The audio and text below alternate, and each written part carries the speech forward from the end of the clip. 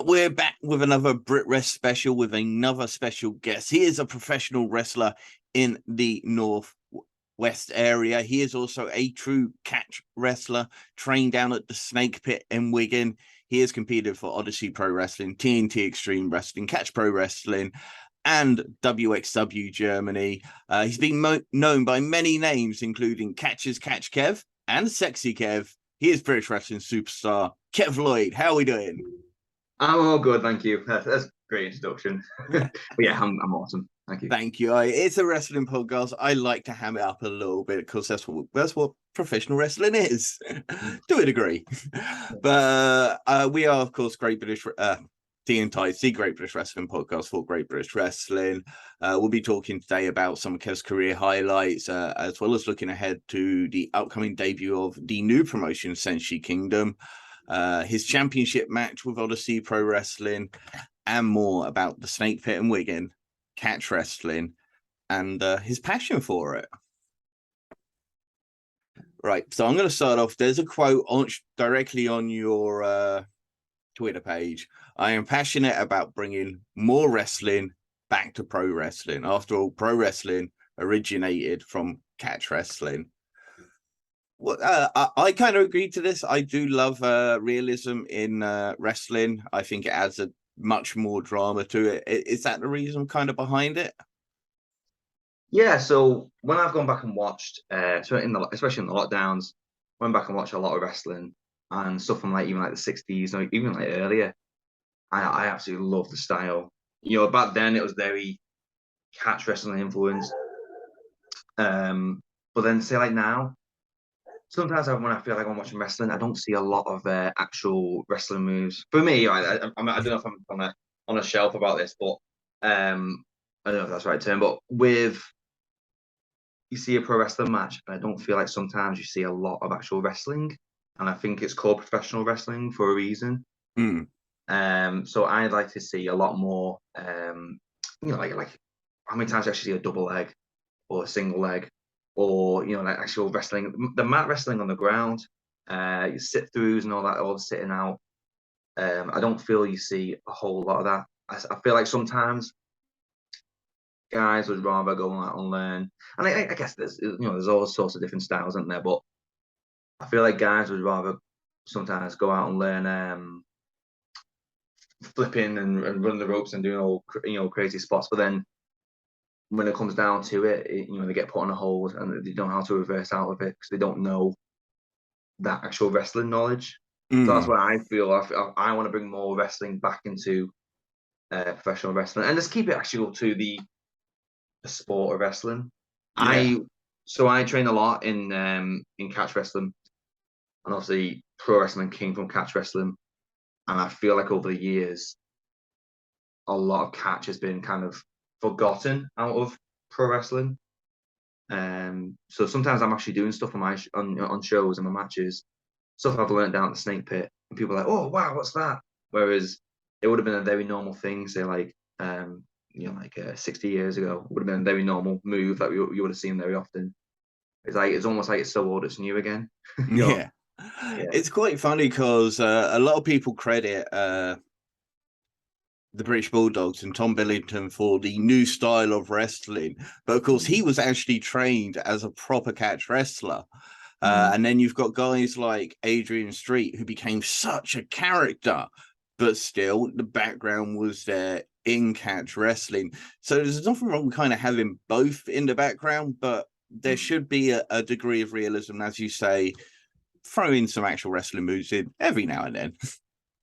Yeah, I just feel with the name professional wrestling, I feel because you get people challenge you as a pro wrestler, you get people challenge you. Oh, you really a wrestler? Oh, and they'll give you a stick. You're on a night out in the chippy, and someone will give you a stick about it. And when I feel very confident of saying, "Well, yeah, I am a professional wrestler. I can, I can wrestle you right now if you want me to." Do you know what I mean? I feel like I can. I feel very confident in to say I'm a wrestler. Whereas, and I guess I don't know if I'm just being old school with this, but I feel like we should all, just keeping it to its roots as well, we should all know some kind of wrestling.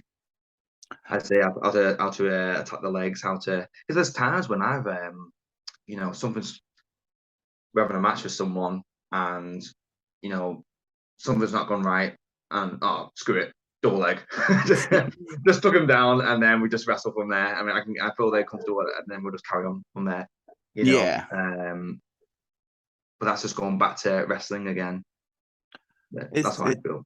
It's almost like it's gone from being a cool sport in the ring into we'll talk about what we're going to do behind, and we're just going to do all of this big list of moves for a lot of people. Now, I'm not saying I do dislike that. There are a lot of guys that I love that just do completely different styles.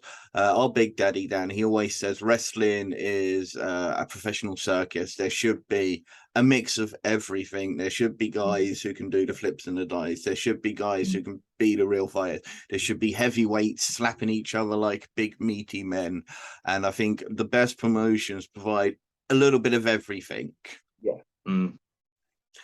Now, let's talk about, as I say, we mentioned it, the Snake Pit. What was it like training at such a, well, the most prestigious catch wrestling school there is? Absolutely love it, and I still train there now, and also help coach there as well. Really, it feels more like a family at the Snake Pit. So I started training. I first went there in 2011. There was actually Jack Gallagher who told me to go and train there. So I went and trained there, but I was on and off for years. I'd go for a few weeks and then not go, because I was dabbling with pro wrestling and jiu-jitsu and other things. I thought at the time, you know, it is still 45 minutes up the road for me. But at the time, I was just, you kind of like, oh, I can't be bothered traveling, and you know. And so over the years, I was dabbling on and off with that. Anyway, one of the coaches, Greg Crompton, started teaching in my hometown of Warrington. So, and he was teaching catch wrestling like 3 nights a week, and it was boss. Learned loads, like 3 nights a week for about 2 or 3 years in Warrington, in my hometown, like literally 10 minutes from my house. It was absolutely awesome. And then when Greg stopped teaching in Warrington, then I went back up to Wigan to the Snake Pit again and started learning weekly. And I'll be there like 2 to 3 times a week now, learning catch wrestling from head coach Roy Wood. And Roy was actually taught directly by Billy Riley as well. You know, originally Snake Pit was called Riley's Gym. So, but as for the culture of it, it's a great culture. You go to some gyms, and I know not some gyms, but like you might go into some places and some people have got an ego in, you know, some other like MMA gyms, or you might go to get that one like idiot, you know, with an ego. But honestly, there's none of that at the Snake Pit. And well, it's not. I don't want to say it's not tolerated, but it's kind of stands out quite quickly if someone's got an ego, like, you know, because we're all there to train and have a good time, and it is really a big family atmosphere. I love it. I think I'm there 2 to 3 nights a week, as I say. And when I started learning catch wrestling, so I picked it up quite quickly because there's a lot of similarities between that and pro wrestling. So we're learning a certain move and catch, and I'm like, oh, okay, so this is where the hip toss comes from. You know, I can figure out where over the years they've made this move, this catch wrestling move, more theatrical for pro wrestling. Do you know what I mean? It's kind of evolved over time, and I'm like, oh, okay, that makes sense. And there's certain moves or submissions, and you go, okay, that makes sense. I can see where in pro wrestling, you know, we might do this kind of hold in pro wrestling. Well, this is originally how they did it in catch wrestling, and they just made it more, more theatrical for pro. And a lot of stuff, you got to learn the mechanics of actually how to apply the holds, and as I say, like sitting through. You know, I'm on the ground, someone's got a head and arm on me, so they got the arm around here and around my arm. I'm on the ground, and you've got the elbow, and you sit through, like learning proper technique for that, and actually how to get out of it legitimately as well. I had it one time. I won't say names, but someone actually tried to. This is years ago. Someone tried to shoot at me in the ring, and luckily, because of my catch background, it was just kind of like, oh, okay, if you want to do that. I legitimately got out of the hold, you know, and just switched it on him. Sorry, my cat's in here, so you might hear him whinging in the background. That's all right. But yeah, so it's helped me in some situations like that where if I need to get out of a certain situation, or sometimes you might not. For me, I might not even know how to get out of it in the pro wrestling sense or catch wrestling. This is how I get out of the hold. Mm. When I'm doing pro wrestling matches, I use my catch wrestling to get out of the hold, and okay, this is what I do, and so it's helpful in that sense. It's more what would you call it, like tools for me to use. But yeah, as I say, there's a lot of similarities between catch and pro, and you can see where it's evolved and been made more theatrical for the pro wrestling. So I picked it up quite well to start with, just for understanding the mechanics. And I think sometimes, I think learning an actual martial art as well, because I did Japanese jiu-jitsu for a few years as well, and other bits and bobs, and like Thai boxing and that. And when you learn physics of how the human body works, for example, how one might be to how to bend a limb, but also the mechanics and physics of how to throw someone legitimately, and certain things like that. You can start messing around with different ideas then, especially in the ring. Sometimes, like, I might be in the ring with someone, and I think, right, if I just get my hips over there, I could just throw them over, and it's not necessarily a move I've learned, but when you understand the mechanics, I can just, you can apply certain things. So I think personally, actually learning a martial art for pro wrestling, you understand how the human body works. You understand how a submission works, how to make it look like you're actually applying pressure on that hold. You can go close, but you're not hurting them, but you can go close and make it look like you're really putting that hold on.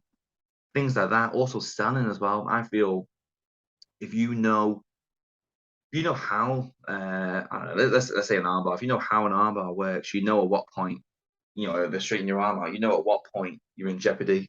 When to switch. I need to get out of this now, because otherwise it's game over. And you can understand for your pro wrestling matches, there's a lot of stuff that can be applied to pro wrestling with regards to selling, or even applying the hold, making it look like, making it look mean. I think it's really beneficial to learn a martial art. But yeah, back to the snake pit thing. I absolutely love it. I am I'm there most nights of the week. That's fantastic. I remember when we had Ian Skinner on the show, and he talked about some of the similar mechanics from him transitioning from doing jiu-jitsu and kickboxing to becoming a pro wrestler. And now, of course, I think he's training in freestyle with Joe Hendry at the moment, and somebody you will be facing at Senshi Kingdom, and we'll talk about him in a bit more detail a little bit later. But just the other week, or was it last month, you became the JiGogku Grand Prix under 80 kilogram catch wrestling champion. So you compete a lot of the time in real catch wrestling. What's that been like? Yeah, so that's another one. I love that as well. I have got a competitive side of me. I do enjoy just actual wrestling. With regards to, so I did jiu-jitsu first, and there's no pins in jiu-jitsu, so you've got time to you can fight off your back, and and you can get your breath back and that. In catch wrestling, it's pins and submissions, so it's a very fast-paced sport. So if me and yourself were going to wrestle, I'm trying to turn you on your back, and you're trying to resist the whole time. At the same time, you're trying to turn me on my back. We're constantly fighting. At the same time, I'm trying to put submissions on you, so I'm like cross facing you, or and you're trying to get like ankle locks, toe holds on me, and things like that. So it's non-stop movement all the time. So it's your gas tank for that gets really up there. So actually, I competed in the Snake Pit World Championships in June the 4th. It was, and that was at 82 kilos. I ended up coming third in that competition, and I lost to former UFC fighter Tom Kong Watson. So yeah, and it was actually, he came second, and the winner was actually John Hathaway, who was also a former UFC fighter. So I feel quite good that first place and second place for UFC fighters, and so I feel I can live with that. But I mean, that was awesome. That was good fun.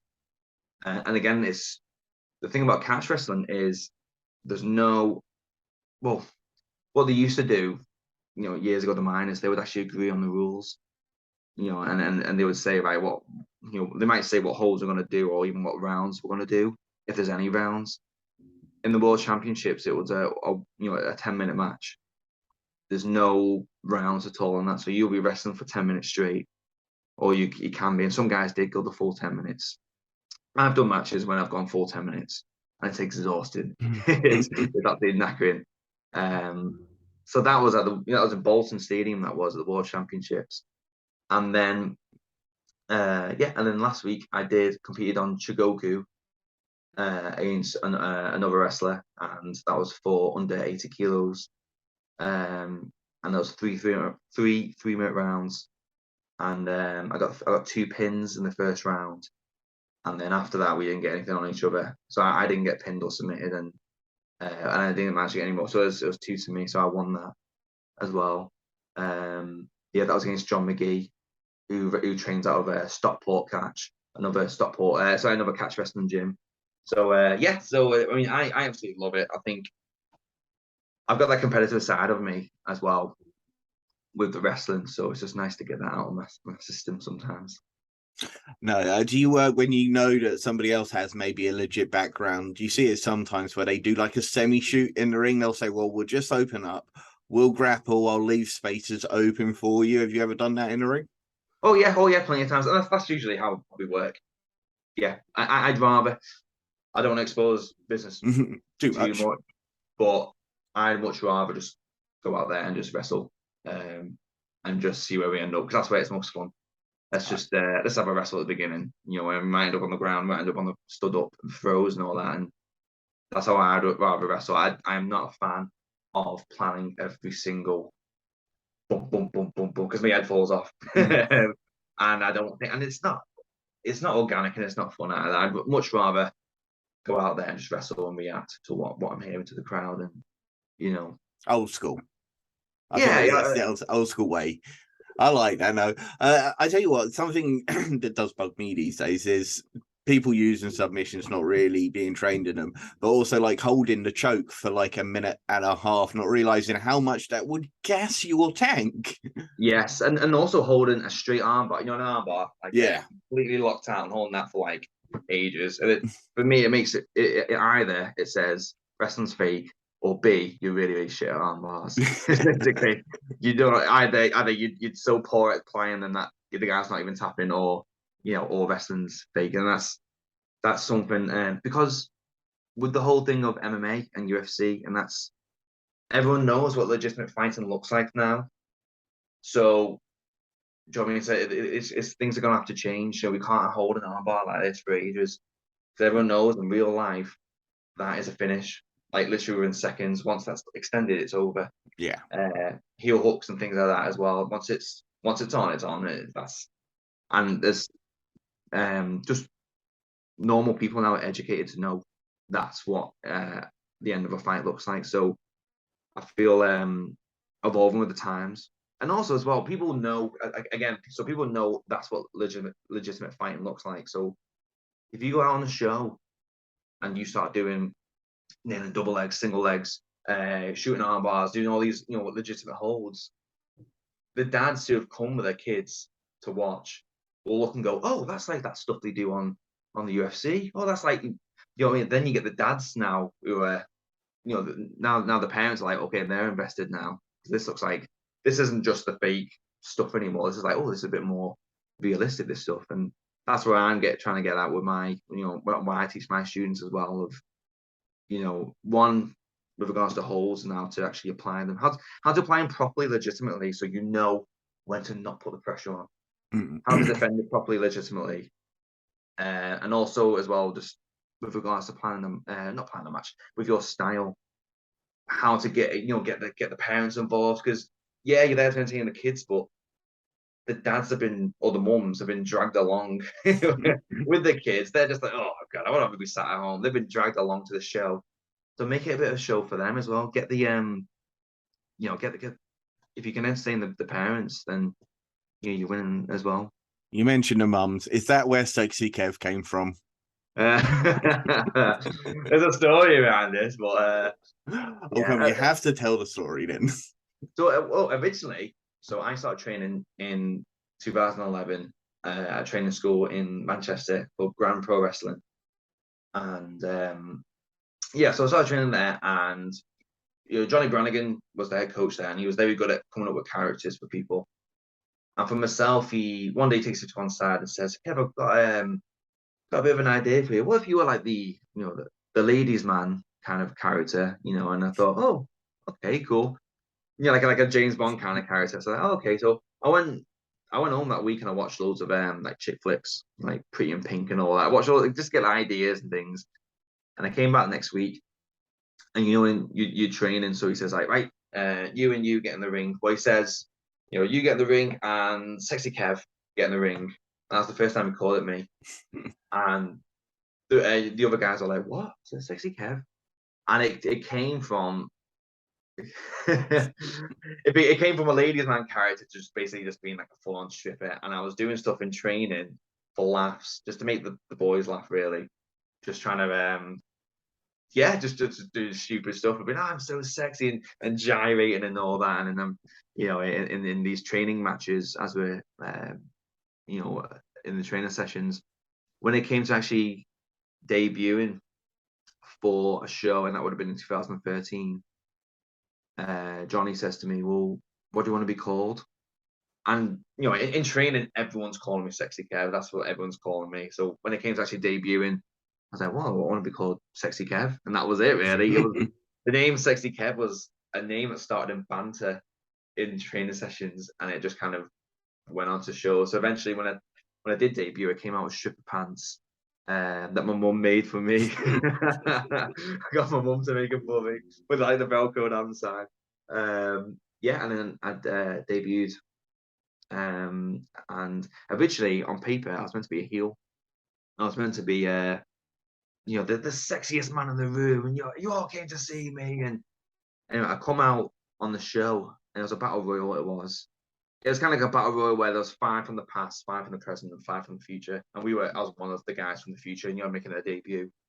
And when I come out, so first time in front of that crowd in Wigan, and get on the apron, I rip off the pants, and the whole room went, yeah! and then by default, I was just a baby face then. I was meant to be a heel, but by default, they just all started cheering me. So that's how the Sexy Kev thing came about.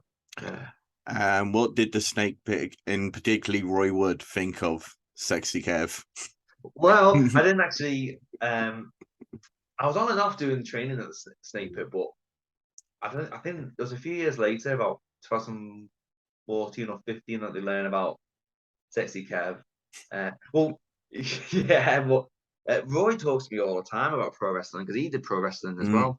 So he's always talking to me about it and different stories and things. And and he always asks me, where do you work this weekend, and where, and he'd be, oh, I worked there, and years ago and things like that. So yeah, but Roy completely gets it, the whole the character thing. But no one's bothered about the the sexy thing. Yeah. So you are, as you mentioned, you are a coach over at the Snake Pit, but you are also a coach now at Paramount Pro Wrestling. I am, yeah. I started there this month. So I've been coaching now of a gym in Warrington, and I've just moved over to Paramount now. So training's on a Monday, 6:30 till 9. And it's like so when I was teaching in Warrington, to start with, I was teaching on MMA mats. So I was teaching actually like catch wrestling and technical wrestling. It was all on MMA mats, but there's a lot you can do on MMA mats still. You just, you obviously can't run the ropes and all that, but there's a lot of actual technical wrestling and that you can actually do. And that's what we focused on a lot for a good, since January, so a good like 6-7 months. And then I've just moved over to Paramount now. So we've got a ring now. So my guys, I'm actually able to get them in the ring now. They already know how to do technical wrestling. Applying, like one of my lads, Ruben, he's nailing single legs and all that. He's nailing moves that you would actually do in catch wrestling, or freestyle. He's nailing like these single legs, double legs, and all that. And Reese as well, another lad of mine. And they're nailing all these moves, and it's just really nice to see him progress in that sense. So now we're getting to the point where those lads we're also doing, we'll learn the rest of the craft. as well as when I'm teaching the other Paramount guys as well. And it's just nice to be in a ring. You recently got to team with Joseph Connors for Paramount Pro. Yes, yeah. What was That was that at like? Liverpool. Yeah, it was good. Yeah, and he brought one of his lads up as well. Riley Nova. That's it, yeah. Big facing lad. Riley. Big lad. He's a big lad, isn't he? Yeah. Big young lad. But my favourite part was the crowd was chanting Barbie at him.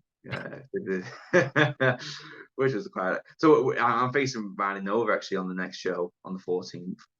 So Sexy Kev versus Riley Nova, and all the crowd was calling him a Ken, Ken as in Barbie's boyfriend, or is he boyfriend or fella? Anyway, so I'm doing that on the 14th as well. So that should be an interesting match to Sexy Kev and Riley Nova. That'll be that'll be fun times. Yeah, I think that'll be a good one. That's is that Fallout, and that's on the 14th of August. That's right. Yeah. And where is that one for? It's in Liverpool, but I can't find the exact location. Oh, I think it's in St Helens actually. I think it's in the Window Club in St Helens. I think it is. I was literally just in Liverpool. I was there for the TNT Extreme Project X show. That was really fun show. Yeah. And my first time ever in Liverpool, so it was nice to go around the city as well. Thought it was very nice over there. Yeah, it is. Yeah. So, what made you like pro wrestling? So, so in primary school, I didn't like wrestling at first, actually. So in primary school, all my mates loved wrestling. I just remember coming in one day, one minute everyone's into Pokemon cards, and the next minute suddenly everyone's watching wrestling, and I'm like, and they're all talking, but I never watched wrestling, so I don't know if it was on like Channel 5 at the time or something like that, but I was always talking about wrestling, and I'm like, I just didn't get it myself. And I remember, do you remember you can get the copied on PS1? You can get copied games. Yeah. So I had someone gave me SmackDown 2. Anyway, my mates, but my mates didn't have. They only had SmackDown 1, so they always come around to my house just to play on that, and I'm like, oh, well, anyway, over time, and I wasn't interested in wrestling. But I remember the first time I turned it on, we're flicking the channel. It was in 2002, it was, and I was channel flicking, and I came across it was Kurt Angle, just as he's introducing his new T-shirt, and Edge comes out, and it's revealed as a "You Suck" T-shirt. I don't know if you remember that on SmackDown. This is like 2002. I remember I was hooked then because I was like, oh, I recognize this guy off, the video games, and that's how I started watching wrestling, just because I recognized the characters. But another thing as well, I loved Dragon Ball Z as well when I was a kid. So I mean, I'm wearing Dragon Ball Z now. I loved watching Dragon Ball Z and seeing how their physiques and also the the martial arts and all that. I think that really influenced me as an adult now, because I'm really into working out and trying to be in good shape, and then also martial arts as well. Like, if I could be a Super Saiyan, I would be a Super Saiyan because I think it's boss. And I think that, so it was pro wrestling and Dragon Ball Z, and also, you got the martial arts and the physique. So there's on this side with Dragon Ball Z, and then you've got the pro wrestling as well. And I think that's kind of where I'm at now with my lifestyle. Is I've competed in bodybuilding shows, I've competed in martial art competitions and pro wrestling as well. So I think it's kind of emerged who I am now as an adult. You've mentioned two of my favorite things there. Kurt Angle, who I legitimately think is probably the best wrestler to have ever done it. And I believe that is based on the fact that he was a true wrestler in the first place, and you see that in everything he did.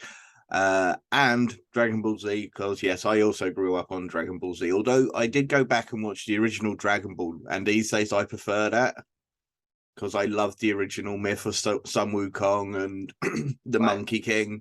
So I really love the original Dragon Ball series. I haven't got much into Super though. I must admit, I haven't really got much into the latest. I've not watched them. I tried watching Dragon Ball Z again as an adult years ago. No, no, it's not the same at all. It was the first episode, and Raditz has just come down, but there's just far too much of you have like ages and I can't watch it. As a kid, you're like, oh my god, what's gonna happen? But now I can't watch it as an adult. But I've not tried Super or anything like that. No, but what was it? The Freezer fight that lasted 20 bloody episodes or whatnot. It was just gets ridiculous, but still great fun as a kid, and very much influenced myself. Eventually, I really got into Jet Li movies at one point, the ones he was doing out in China. And nowadays Donnie Yen, who is just Jesus Christ, he's bloody good. I love Don. Now, apart from the wrestling, the martial arts, and competing, what are the other little things that you like to do when you have downtime? It doesn't sound like you have much downtime. No. What do I do? My attention span's quite short, so I struggle to watch a TV show for a long time or a film, or even sometimes playing a game. I know like a PS4 game. Okay. I do struggle sometimes with my attention span. That's just because I'm constantly go all the time. And when I do have downtime, it's like, what do? I do go to the gym. I do enjoy, as I say, training Catch Wrestling. That is a lot of my leisure, and almost maybe like therapy as well. It's just like nice that you had a bad day, you go training, everything's good again. When I'm at home, so I've got 2 cats and I've got my missus as well, so it's nice to spend time as well when I'm not training. When whether we're watching TV and that. But yeah, no, no. I'm out the house a lot, doing a lot of stuff, a lot of training. If I'm not working, teaching classes, I'm probably training as well. Now you got a huge championship match coming up for the Odyssey Pro Wrestling Championship. It is against Ryan Hunter, who has now become the most hated man in Morecambe. 6th of August. I love the Odyssey Pro Wrestling guys. They're all a bunch of great guys. We've had them on our show before. Also like being competing for Odyssey Pro and in Morecambe, the rich history of wrestling. And tell us about your upcoming match. Yeah, so I've been wrestling in Morecambe since maybe 2015, and I love it. It's probably excellent. So sorry about that. We just had a little power cut, but we are back. And as we were just saying, OPW, Ryan Hunter, Morecambe.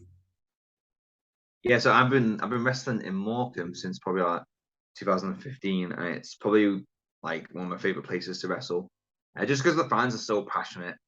Yeah, it's boss. And so I've been wrestling in Morecambe. It was originally it was a different company back then, but it was like Paid Promotions, and it was Alpha Omega, and then the new guys taking over, and it's Odyssey Pro Wrestling.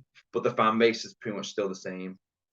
So the same passionate fans turning up, and I've won tag championships in Morecambe as a whole over the years throughout the different companies.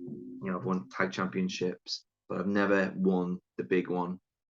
And it's I'm really looking forward to actually main eventing in Morecambe, where the fans are so passionate, and I always get a very good positive reaction when I come out there. And Ryan is very hated out there, Ryan Hunter. So I'm just really looking forward to seeing how this is going to go down, this match. Yes, because your opponent, he was the beloved son of Morecambe up until very recently, when he turned on the people, joined Chris Brooker's team alongside, and with Reese and Rogan as hitmen for him as well. And are you going to be using that that fan passion, because it is still real in Morecambe? That is the tagline, apparently. That is very much. So you're going to be using that passion in your match against Ryan? Oh, definitely. And I tell you what, as a performer, I struggle to explain this to people, but when you've got a room full of people screaming for you or booing you, like the energy from that, it's I wish you could bottle it up. It's amazing. And I think when when the fans are screaming during that match, like, yeah, I'll go Super Saiyan. But definitely, hearing a room full of people, all that energy, it's I think it's a reason why a lot of us do this. This professional wrestling. And now you're going to be debuting for a new promotion that's debuting, Senshi Kingdom, which is going to be at the Fusion nightclub in Liverpool on August. Where's the date gone? 26th. This must be something that you're really excited about, considering what you've mentioned to me throughout the show and their whole, trying to bring this back down to wrestling and KO and submission fights only. You must be really looking forward to this. Oh yeah. Also the fact that there's guys who it's not just guys of all sorts of different backgrounds. In the UK in professional wrestling, there's a lot of guys who've got legitimate backgrounds, whether Thai boxers or Taekwondo or a lot of different martial arts, but not a lot of people know about them. These guys aren't broadcasting themselves as with their backgrounds, a whole lot. So it's nice to give these guys are going to have the opportunity to showcase themselves and actually, and it's also interesting as well. Like, what would happen if you put a freestyle wrestler against a Thai boxer, and seeing what happens there, and just keeping, I say the styles will be very similar to like UWFI kind of style. So I think it's gonna be different, but it's gonna be very exciting. And we're using guys as well who know the style, who actually know how to do these martial arts. So in that sense, they'll be able to scramble well. They'll be fit to scramble and actually get in and out of these situations very fast. And so it's gonna be exciting. So you're competing in the first ever Senshi Kingdom Grand Prix to crown a champion. There will be 4 competitors, including yourself. You've got Lewis Johnson, Kick-Ass Ian Skinner, and the babyface Pitbull Sam Smith-Downs. And you'll be doing 3 matches on the night, round robin style, where you are awarded 10 points for KO submission, referee stoppage for 8 points, countouts 7 points, DQ victory 6, time limit draw 5 points. Who are you looking forward to facing most? I am looking forward to actually facing everyone, because everyone's got a different style. Lewis Johnson is a big heavyweight kickboxer. That's going to be a completely different, a catch wrestler versus a big heavyweight kickboxer is going to be a very different match compared to, say, if I was facing the babyface Pitbull, who is also a very good grappler. Do you know what I mean? Every match is going to be very different. And Ian Skinner, so Ian trains with Joe Hendry in the freestyle wrestling. So again, it's he's going to know, we're going to know some of the same stuff, but at the same time, he's going to know little bits that I don't, and vice versa. I don't know. So it's a nice clash of different styles. Every match should be different, I think. Anyway, on the night there'll be a lot of different matches, but yeah, I'm really looking forward to it. And it's good as well for me. I'll be looking to showcase catch wrestling as well. I can showcase some Lancashire, snake pit wrestling in this show. So I'm really, really looking forward to this. I love the fact that they have rules, because there should always be rules in wrestling. None of this no DQ malarkey for me. But you can win by submission KO, only no pinfalls, no close fits, which is actually technically a wrestling rule, and I have no idea when that went out the window. Yeah. You've got no knees to the heads, but knees to the body are legal. Open palm strikes are legal. Eye gouging illegal. But this is the one I kind of like. Is the strikes are legal when one opponent is standing and the other is down. But when both competitors are on the mat, no strikes, with grapplings and submissions being encouraged. Yes, exactly what I was going to use. Is on the ground, it's encouraged to use grappling. Yeah. So on the feet, the strikers are going to do really well, but on the ground, the grapplers are going to do well. So it's going to be a bit of a, these guys don't want to get taken down. The strikers don't want to be taken down with the grapplers, and it's going to be an interesting situation. That's my game plan would be, and I don't think I'm losing anything by saying this because it's obvious. Would be to take them down. and submit them on the ground. That's it. Dodge the kick, go for the single leg, and keep them down. Yeah. Now there are other names going to be on the show. Dave Faulkner, as you said, former UFC competitor. I actually remember him competing on Ultimate Fighter. Yes. Back with Michael Bisping and Josh Koshak and a lot of those guys. I still remember that. I watched that one as well. Yeah. Brian Aidenson, who is one of my favorite competitors, mainly because he comes out to Karate Kid's The Best Around, which is just the greatest music ever. Yeah. And then you've got a huge super fighter again, which this is again where you're coming from Matt Pickering, who's got a background in Sambo and Muay Thai, versus Lou Nixon, who has got a background in boxing and Muay Thai. So again, going to be very much the grappler versus the striker. How's it going to work? How's it going to go down? It's just going to be great fun to watch as well. Yeah, and Matt Pickering, I've actually wrestled him, and it was years ago in a legitimate grappling match, BJJ match years ago, and Matt's very good as well. I know he's coming from the more the MMA world into pro wrestling, because that's the thing with Senshi Kingdom. It's not just pro wrestlers. Let's get in some actual fighters as well, and let's mix it up. So Matt Pickering's actually coming into this as well, and and I know Lou Nixon as well. He's won his boxing matches as well. I think he got a KO. I think in like a few seconds in one fight. I think he was telling me. So, you know what I mean? It's going to be an interesting match, that one. He's a big lad again. I remember seeing him North Wrestling NCL in Newcastle. I think he competes there regularly, as well as a few TNT Extreme shows as well. But what are some of your? We haven't talked about Germany actually. How did that come about? Wrestling for WXW. So years ago. So when Fighting Spirit Pro Wrestling, which was run by James Drake and Zach Gibson, years ago in Liverpool. So I was training there, and this would have been probably about 2017. And they had a relationship with WXW's training school. So they did like a bit of a talent swap, so we can go.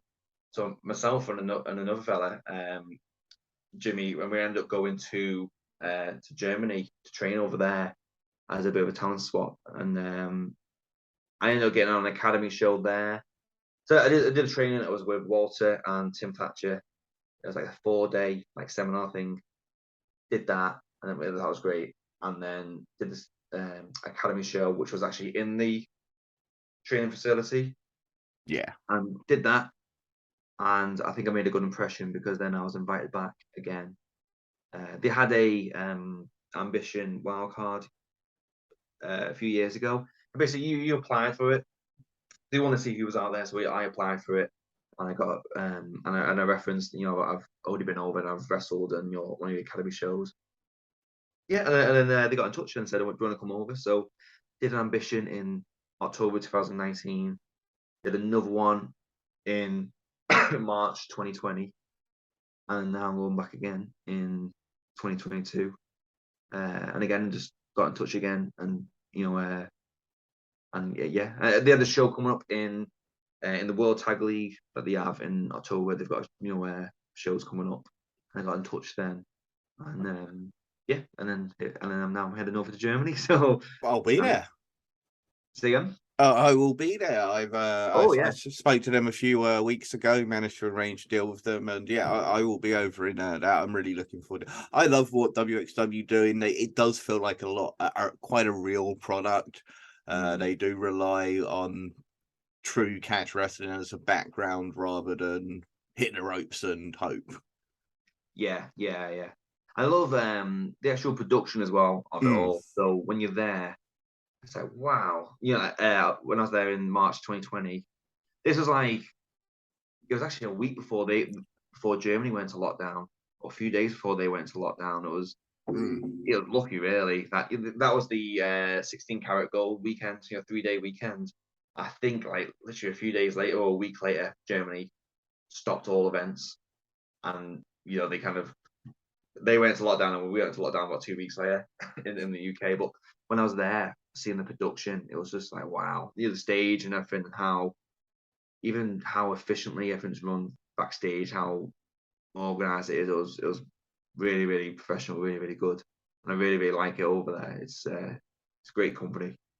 Excellent. No, I do that, and I'm really looking. Yeah, so I'm looking forward to World Tag League even more now because yourself is going to be there. And it's always nice seeing people. Chris Brooks is going to be there with his CDK partner. That's going to be quite awesome to see. Finals Forever. The Arrows of Hungary, amazing tag team.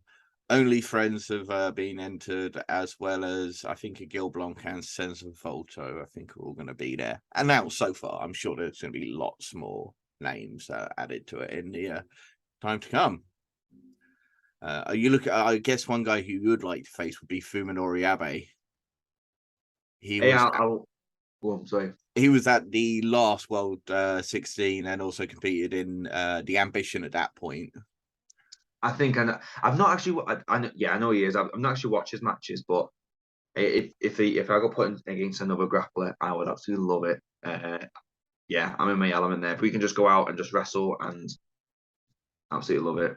I think he's a Pro Wrestling 1 champion. Okay, over in Japan, and with Big Japan as well. But yeah, that'd be one I'd love to see. Book it, WXW, please. What other things are you looking forward to, hopefully, in the future? Is there anyone out there that you would like to face, or any titles out there that you would like to challenge for? Oh, I think there's probably a long list of people I would like to face, but I would really like to face. I watched James Mason the other week. I thought absolutely brilliant.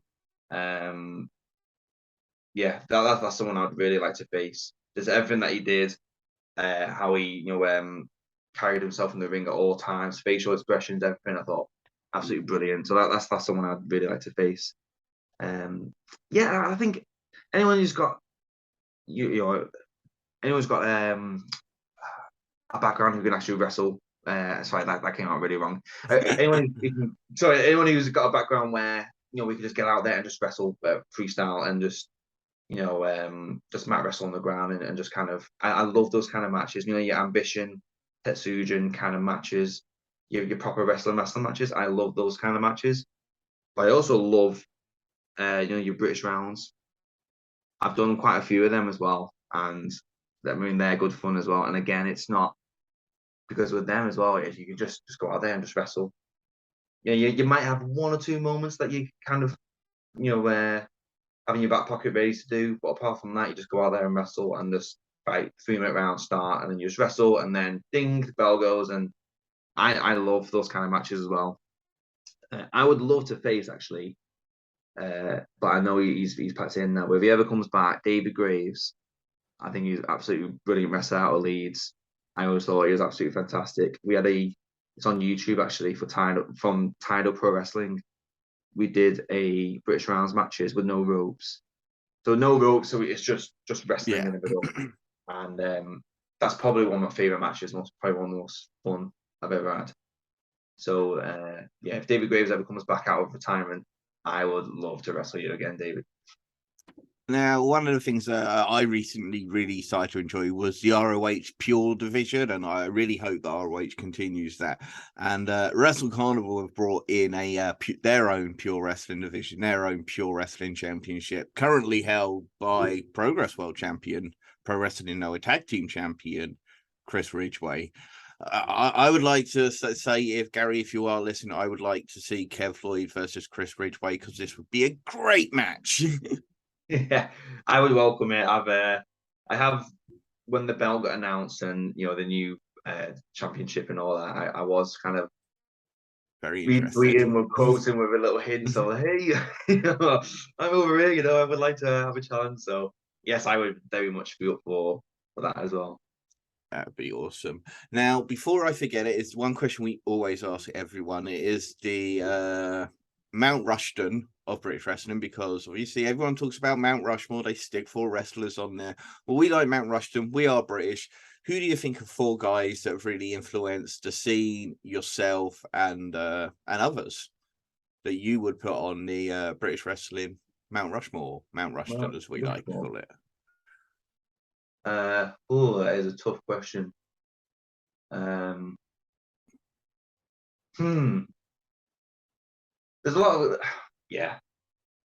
I think one person who's always up there, obviously there's some fantastic wrestlers, from the world sport days, like Marty Jones and Rollerball Rocco and people like that. But I think Johnny Saints influenced a lot of people. You always hear the Americans talking about Johnny Saints and things that he did and is how fluent he was. I'll probably put him up there. There's a lot. See, I feel like there's so many names in British wrestling, as in the history of British wrestling. Yeah. Because you can talk about people like well, in fact, you could probably put Billy Robinson up there because he heavily influenced. One, he trained people. So again, one of my trainers was Marty Jones. So he trained Marty. So there's a bit of a lineage, there. But with regards, I know Billy Robinson heavily influenced wrestling and pro wrestling in Japan. Yeah. And they really took on the catch wrestling. Yes, I'd say probably Billy Robinson's up there. I think it's mad. I heard on a podcast a few weeks ago that Billy Robinson had a hand in training Ric Flair at one point, which is absolute madness. I'm like, what? That really that long ago? Anyway, who else? I think I don't know about Mount Rushmore, but I remember when Pete Dunne won the UK Championship and he was going around the country. It was like I felt like he was like Ric Flair of British pro wrestling. When Pete Dunne was going around with that championship, everyone came to watch the Cruiserweight in attendance, in the building. And I feel like wherever he went, like the fans just came. And he was like a traveling champion. Yeah, no NXT UK without Pete Dunne. Yeah, I feel. Well, don't me wrong. There's well, it's the whole team. Yeah, you deserve I feel like when he just seen me working on on an independent pro wrestling show, whether it's Manchester or wherever, and then Pete Dunne comes, you notice the attendance went up in the building because the rowdy, loud crowds would come. Way! So I feel like in the more modern age, I feel like Pete Dunne's up there. And then I don't know. Or fourth person.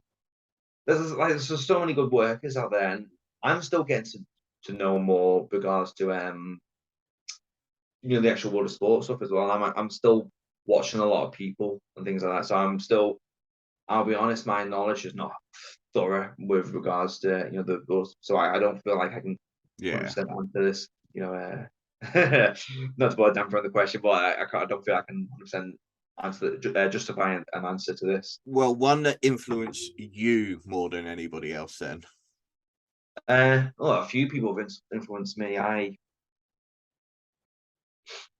take bits from everyone, whether it's oh man, there's a lot of names. I don't feel like there's one person. There's a lot of snippets I took from other people.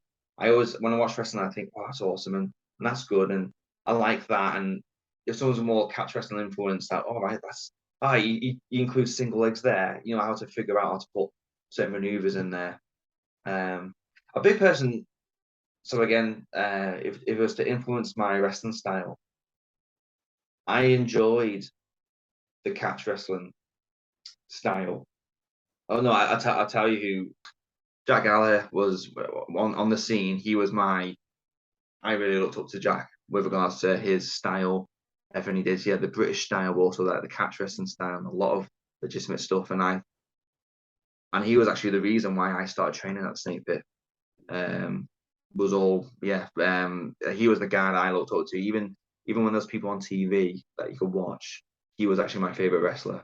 Of everyone that was on TV and WWE and all that, he was my favorite wrestler. So that's probably the person who's actually, I would actually say, that the biggest influence on my career and kind of the way I wrestle now.